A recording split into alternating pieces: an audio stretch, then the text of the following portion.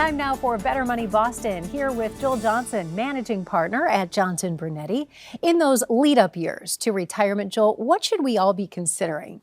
Well, the first thing is we should be very aware, Megan, that those last 5 years before I retire, those are times where penalties are exacerbated if I make mistakes. If I make a mistake during that period of time, particularly an investment mistake, it could force me to wait another 2 or 3 years before I retire. We just can't afford big mistakes within that last 5 years before retirement. Okay, that's a big one. And then we want to think about income. I know this is huge, right? Right, retirement is all about income. How much income do I want? And that's really where a financial plan for retirement starts. What kind of income do I want coming into the house? Forget about inflation. A good financial advisor will be able to factor all that in. It's just pretend you were retired right now. How much income do you want to be able to spend every single month? As we get older, we have a chance to do some catch-up, right? How do we do that? Yeah, so catch-up provision simply means once we turn 50, we're able to put extra money into retirement plans, whether it's 401k, 403b, or even just an IRA plan. The IRS allows us to put extra money in. It's called a catch-up contribution, and we can go ahead and do this. So you want to figure out, if you're a little behind the eight ball,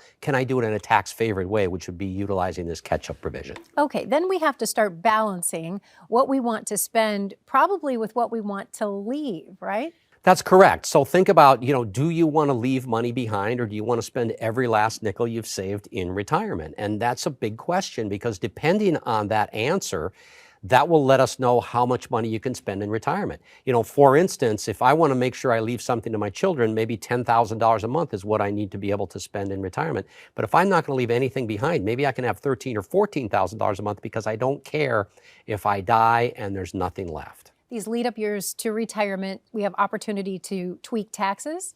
Absolutely, and taxes should be a huge focus of any kind of financial plan. A lot of people miss the boat when it comes to taxes because they're focused so much on investments. Pay just as much attention as to minimizing taxes. How do I minimize taxes in retirement? Tell us about your free book.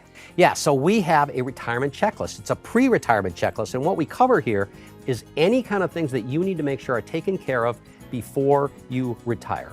And you can get it today. It is free. Go to bettermoneyboston.com. That's bettermoneyboston.com.